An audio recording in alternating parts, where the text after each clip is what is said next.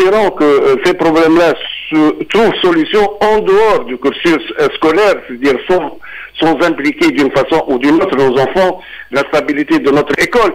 Donc, pour moi, c'est un cadre, ce sont des moyens tout à fait classiques, mais je toujours, on a un proverbe en français qui dit pas de nouvelles, c'est bonne nouvelle. Mais pour moi, pas de nouvelles, c'est mauvaise nouvelle, puisque pour moi, tous ces moyens mis à la disposition de l'école doivent apporter des résultats. Et l'essentiel pour moi, ce sont la réussite de nos enfants. Il y a une volonté politique également, vous parlez donc d'une rentrée classique, mais il y a une volonté avec la mise en place du Conseil supérieur de l'éducation pour changer donc l'école tunisienne et la réformer. Les défis sont de taille et le constat est clair, certainement, un constat que vous qualifiez d'inquiétant dans votre article de presse publié dans le quotidien Le Temps cette semaine. Monsieur Zahrouni, vous avez évoqué notamment, je cite, le phénomène de décrochage scolaire, le faible taux de réussite et la fuite vers l'enseignement privé. Je me suis basé dans mon article pour le constat sur des indicateurs avérés, des indicateurs dont tous les systèmes éducatifs prennent en charge. Je parle des taux de réussite, de décrochage scolaire, le coût des cours particuliers, la montée de la violence, il faut l'avouer. Donc pour moi, c'est à travers ces indicateurs qu'on doit tracer notre stratégie et notre politique d'avenir. Vous avez parlé du Conseil supérieur de l'éducation et de l'enseignement. C'est un outil de gouvernance parce que le problème de notre école aujourd'hui, c'est un problème essentiellement de gouvernance. Où nous sommes et où on doit aller. Quels sont les moyens, quels sont les outils, quels sont les parties concernées, les objectifs à atteindre. Tout ça, on n'en parle jamais. J'ai l'impression qu'on est en train de gérer le quotidien de notre école. Parfois, lorsque j'entends un ministre sortir de la situation de crise dont souffrait notre école, c'est comme s'il a réussi sa mission. Pour moi, c'est le SMIC, c'est le BABA. C'est-à-dire, il faut réellement réfléchir pourquoi il y a ces crises et comment on doit agir pour les éviter dans l'avenir. Tout en voyant ces indicateurs dont je venais de parler, qui sont alarmants, qui sont très au rouge, qui sont inquiétants à plusieurs titres, que ce soit matériel, humain, même moral. Donc, il faut agir pour remettre notre école sur la voie de la réussite et de l'excellence. C'est à travers notre école qu'on peut espérer des jours meilleurs pour nos enfants, pour nos petits-enfants et pour notre pays. Vous avez insisté sur un problème de gouvernance, donc ça dépasse la dimension pédagogique. Qu'est-ce qu'il faudrait changer en priorité dans la gestion du système éducatif de l'école par les responsables, que ce soit un ministre ou bien des directeurs? Vous parlez, on a parlé d'un outil de gouvernance comme le Conseil supérieur de l'éducation et de l'enseignement. Mais en fin de compte, c'est pas lui qui va faire le travail. Oui. Il y a des ministères concernés. On parle du ministère de l'éducation, de l'enseignement supérieur, de la formation professionnelle, d'autres ministères qui sont au bout du cursus de la formation, du cursus de l'enseignement secondaire. On a un autre bac pour suivre des spécialités, différentes spécialités, que ce soit de l'enseignement supérieur ou de la formation professionnelle. Ça veut dire que le ministère de la Santé est concerné, le ministère de la Défense nationale est concerné également. Il faut regarder quelles sont les spécialités d'avenir, sur quoi on doit axer, sur l'intelligence artificielle, sur les spécialités en rapport avec l'énergie renouvelable. Tout ça doit être bien réfléchi par les intervenants. Le rôle du Conseil supérieur de l'éducation et de l'enseignement, c'est de le mettre en œuvre, d'être l'arbitre. Parfois, on a recours à un arbitrage, d'être un arbitre pour proposer les meilleures stratégies, les meilleures politiques pour notre pays et pour nos enfants.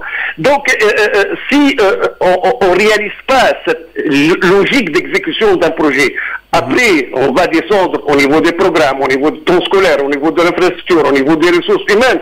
Effectivement, on doit regarder ces postes-là, mais c'est pour servir un projet. Ce sont des moyens pour servir un projet dont la finalité doit être bien définie, bien tracée et bien identifiée.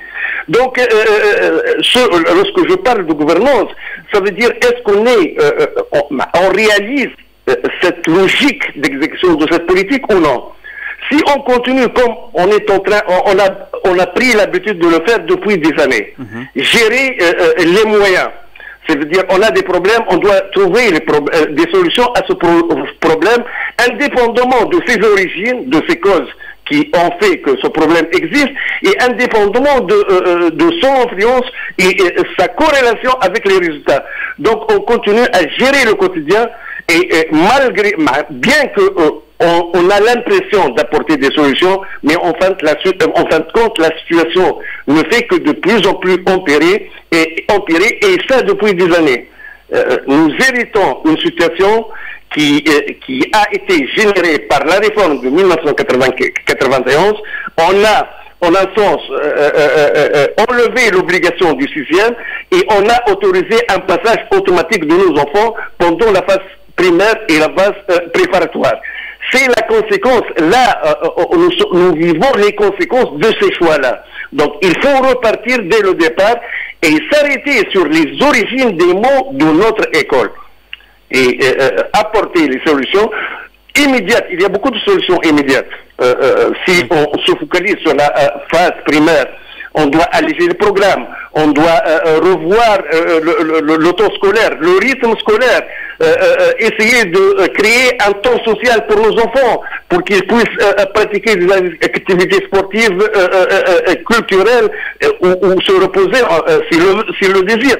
Donc tout ça, on peut le faire dans les médias. On peut réellement réfléchir aux bonnes solutions à appliquer dès l'année prochaine.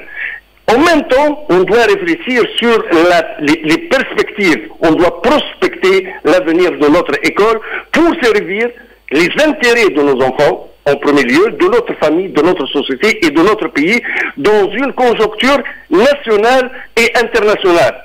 Donc, c'est cette logique de gouvernance, parce qu'en fin de compte, si on ne réfléchit pas à cette façon d'agir, on fait toujours du coup par coup. On est en train de travailler sur la surface des problèmes, mais jamais en profondeur des problèmes. Donc il faut que ça soit un projet national à travers la mise en place du Conseil supérieur de l'éducation qui a vu le jour, on le rappelle, en 2022. Mais il a été constitutionnalisé. Voilà, en 2022, il y a des appels même pour élargir le pouvoir décisionnel de ce conseil, Monsieur Reda Zahrouni. Effectivement, il y a de la part de certains acteurs de la société civile, mais pour moi, le problème n'est pas d'élargir ou peut-être de restreindre, c'est définir sa mission. Définir, c'est-à-dire le placer dans sa bonne place. Bien sûr, l'affaire de l'éducation, c'est une affaire pratiquement horizontale qui touche beaucoup d'intervenants et beaucoup de spécialités. On ne doit pas se limiter au ministère de l'Éducation, de l'Enseignement supérieur ou même d'autres ministères. Il y a des acteurs dont les parents, par exemple, font partie, puisque les parents, par la Constitution, sont les co-gestionnaires de projets de notre éducation, au même titre que la santé, au même titre que la dignité, d'autres choses, et d'autres spécialistes, parce que c'est pas une affaire d'un professeur ou d'un enseignant, c'est une affaire d'une philosophie de notre école et de sa mise en exécution technique, parce qu'il y a une progression. Il faut savoir que chaque phase d'enseignement prépare la phase qui la suit. C'est parfois, lorsqu'on parle avec des solutions miracles, on doit numériser l'école, on doit utiliser les nouvelles technologies, mais c'est absurde de parler comme ça. Parce que lorsqu'on parle de la phase primaire, ce ne sont pas les mêmes exigences dont elle a besoin comparé à la phase peut-être préparatoire ou secondaire. Parce que la phase primaire, on a plus tendance à chercher un enseignement classique. On a plus tendance à chercher à créer un contact affectif entre l'élève et l'enseignant. C'est-à-dire il doit maîtriser les outils qui lui permettent d'avancer dans son cursus scolaire, notamment la lecture, l'écriture, le calcul et le respect. Donc si on ne fait pas la différence, si on ne réalise pas comment doit fonctionner notre école, notre système éducatif dans sa totalité, de l'enseignement avant scolaire, préscolaire, jusqu'à peut-être l'enseignement supérieur ou la formation professionnelle. Dans d'autres pays, il n'y a qu'une seule loi qui gère le système leur système éducatif. Nous avons des lois qui gèrent l'enseignement primaire, l'éducation, et l'enseignement supérieur et la formation professionnelle. Et là, parmi les urgences, les urgences par lesquelles on doit asseoir la bonne gouvernance, c'est revoir les lois gérant la loi d'orientation gérant notre système éducatif. Parce que la gouvernance doit s'appuyer sur les lois. Donc aujourd'hui, nous avons une loi qui devrait être révisée, peut-être réécrite en code d'éducation ou en loi en rapport avec l'éducation pour mettre les jalons, mettre les fondements de notre système éducatif pour qu'il soit périn dans le temps et dans l'espace. Donc tout ça, lorsque je parle de gouvernance, les responsables de notre pays ne doivent pas vous avez parlé du Conseil supérieur de l'éducation. Il y a deux textes qui sont apparus. Le texte mettant en place, créant ce conseil, et un autre texte relatif à son organisation administrative et financière. Donc, et on attend d'autres textes qui doivent paraître. Le siège de ce conseil est encore en ruine. Il faut qu'il nécessite de gros travaux. Et entre-temps, on est en train de nous dire, pour passer à l'exécution, pour réformer notre école, il faut que ce conseil soit créé, soit actif. Et chaque jour, 300 élèves parmi nos enfants et nos filles sont éjectés dans la rue. Ça nous coûte énormément sur le plan humain, matériel et sur la stabilité et la cohérence de notre pays. Donc, vous voyez, c'est pas aussi évident d'annoncer, de faire de belles annonces, mais au fond, Monsieur le ministre, il a rassuré, en un sens, dans son discours, l'opinion publique. Mais est-ce qu'il a dit que la situation de l'année passée, les résultats de l'année passée sont plus mauvais que celles de l'année d'avant? Est-ce qu'il a fait la corrélation entre ce qu'il prépare, lui, ou ce qu'il a mis, lui, en tant que moyen pour améliorer les résultats et peut-être pour remédier aux différences au niveau des résultats de l'année précédente. Donc, c'est cette logique, c'est cette démarche qui doit être assurée, bien sûr, par tous les acteurs du département, les ministères concernés et faisant partie de ce conseil, par le conseil lui-même, puisque le conseil lui-même, il doit préparer les éléments de décision à l'exécutif, que ce soit au gouvernement ou au président de la République. On parle toujours du Conseil supérieur de l'éducation qui est au cœur de ce projet national. Que pensez-vous, votre lecture de sa composition, Monsieur Rida Zaharouni? C'est un texte qui m'a paru très léger. Il a mis pratiquement 2 années, plus de 2 années pour l'écrire. Sa composition, elle est amputée. Il y a beaucoup d'acteurs. Par exemple, je note l'absence du ministère de l'Intérieur et on sait que l'affaire de l'éducation, c'est une affaire locale par excellence. Monsieur Rida Zaharouni, je reviens sur les ministres qui ont été présents dans la dernière réunion. Si vous permettez, Monsieur Rida Zaharouni. Donc il y a le ministre de l'Intérieur, des Transports, l'éducation bien sûr, la jeunesse et les sports, la formation professionnelle, les affaires religieuses, la femme et la famille et les affaires culturelles. Oui, ministère. Voilà, ce sont des acteurs concernés. Mais je crois que le ministre de l'Intérieur ne fait pas partie des membres du Conseil supérieur de l'éducation. Je pense. Le ministre de l'Habitat également, il y a un problème d'infrastructure. Le ministre des Finances, parce qu'il y a un besoin financier. Donc, effectivement, il y a d'autres acteurs, comme les parents ne sont pas impliqués, parce que les parents, par la loi, sont co-gestionnaires de notre projet éducatif. Donc, la composition doit être revue et la mission doit être bien définie. Lorsque je lis le texte, j'ai lu le texte, pour moi, pour la mission de ce conseil, il s'est référé à l'article 135 de la Constitution. Donc, pour comprendre la mission de ce Conseil, il faut que vous ayez en même temps accès à la Constitution. Alors que les éléments de ce texte doivent être plus explicites. L'article 135 a défini que ce Conseil doit être chargé de la mise en œuvre ou de l'élaboration des politiques et des stratégies en matière d'éducation, mais le texte doit être plus précis, plus spécifique sur les missions, les réelles missions. Nous avons eu un texte pareil en 2000 et en 2000. Il y avait un texte relatif à la création d'un Conseil supérieur de l'éducation qui a été par la suite remplacé par un autre texte qui est, dans sa dénomination, c'est un conseil qui a la mission de gérer les ressources humaines ou quelque chose de semblable, puisque l'affaire de l'éducation, elle concerne également, dans ce temps et aujourd'hui, des ministères comme la formation professionnelle, comme l'enseignement supérieur. Donc, pour moi, vous avez parlé de ce texte, il a mis pratiquement 2 années, plus de 2 années pour paraître. Justement. Donc, et après 6 mois, je crois, il y a un deuxième texte relatif à l'organisation financière et administrative de ce Conseil. C'est comme si une direction, c'est comme si une institution administrative. Alors que, pour moi, les acteurs doivent agir instantanément. Lorsqu'on a besoin, on n'a pas besoin d'argent pour faire fonctionner ce Conseil. Et ce sont des représentants de ministères. Ce sont des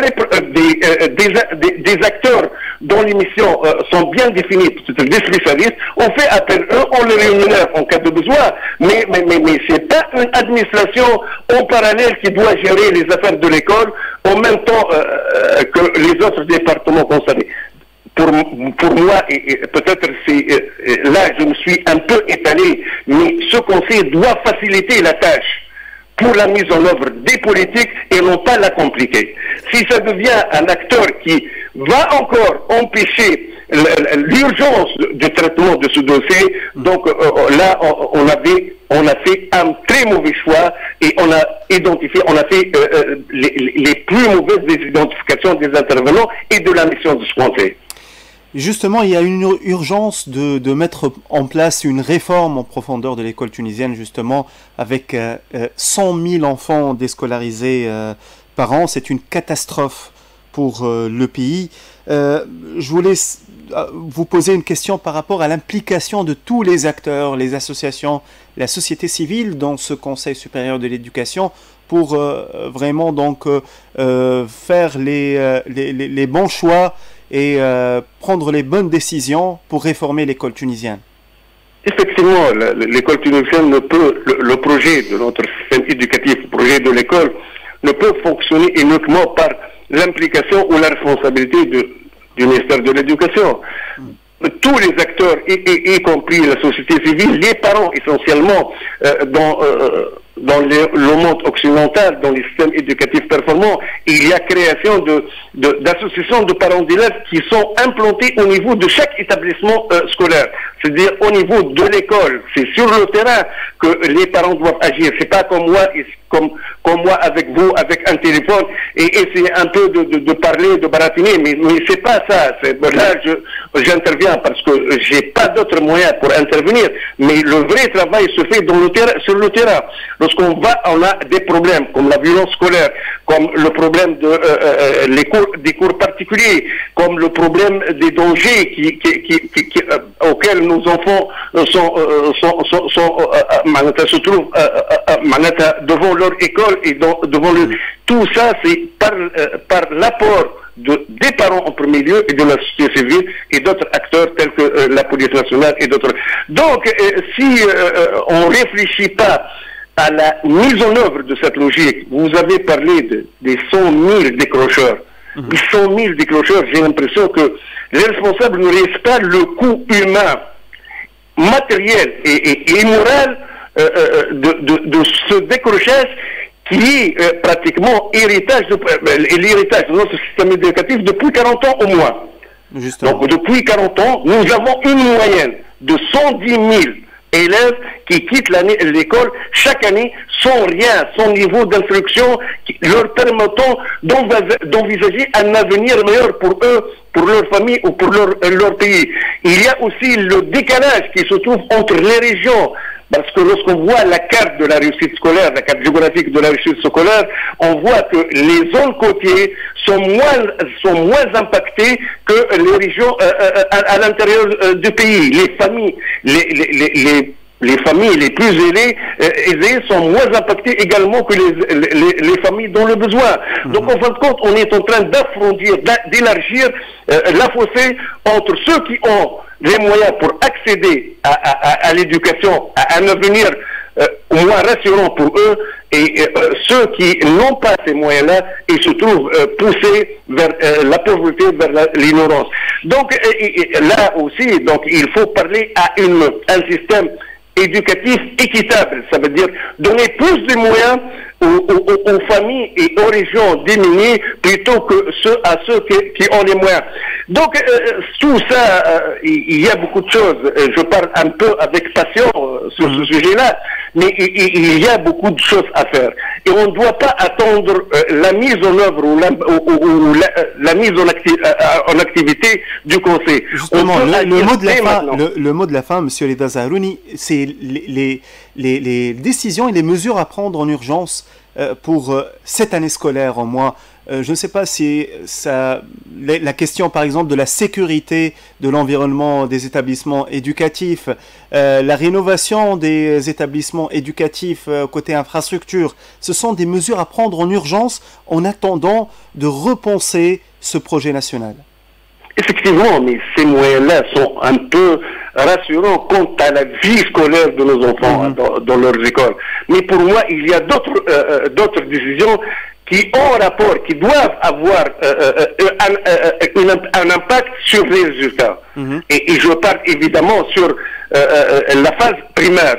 Pour moi, il faut alléger. Il n'y a pas de contraintes, il n'y a pas de problème pour qu'on puisse alléger les cours, le temps scolaire, pour que, on parlait de séance unique, peut-être pour limiter les déplacements de nos enfants. Pour moi, le terme de séance unique, ça n'a pas de sens. Il faut limiter les déplacements de nos enfants. Lorsque nos enfants, dans les emplois de temps, il faut minimiser les heures creuses. Lorsqu'il y a heures creuses, il faut que les élèves soient à l'intérieur des enceintes de nos établissements scolaires. Donc, tout ça, c'est une gestion quotidienne où la sécurité et le bien-être de nos enfants doivent être les outils majeurs pour ceux qui décident. C'est comme ça qu'on a. Et en même temps, il faut qu'on réfléchisse pour que ces choses-là se tracent dans le temps. Il faut réellement envisager tous les moyens pour réformer notre école et la mettre sur la bonne voie et prendre conscience que l'urgence est requise. On n'a plus le temps pour reporter ce qu'on doit faire aujourd'hui à l'année prochaine ou l'année d'après.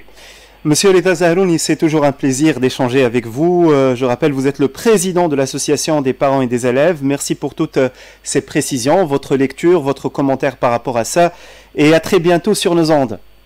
Je vous remercie également. C'est avec un grand plaisir que je communique avec vous, avec tous ceux et celles qui vous écoutent. Et j'espère que mon discours peut-être passionné, mais il y a des points repères sur lesquels on doit focaliser, on doit réfléchir. C'est un sujet qui intéresse tout le monde et qui touche tout le monde. Il y a un besoin urgent de réformer l'école, comme vous l'avez dit, avec un taux de décrochage qui est catastrophique. Donc il y a une urgence vraiment de repenser notre école tunisienne. Monsieur Rida Zaharouni, merci à vous. Merci à vous. À très bientôt. Merci, mesdames et messieurs. Restez à l'écoute, on revient dans un instant. Récap.